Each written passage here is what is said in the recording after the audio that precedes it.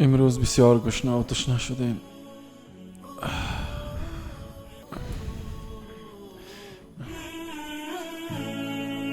فقط 300 افغانی دارم. وقت افطاری را چی بخرم؟ وقت افطاری؟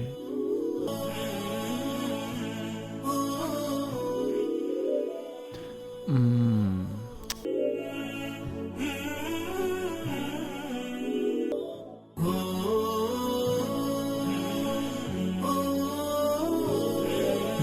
خوب است، جوس میخرم که تو برگرد. یک چیز به نام خدا به افطاریم بده.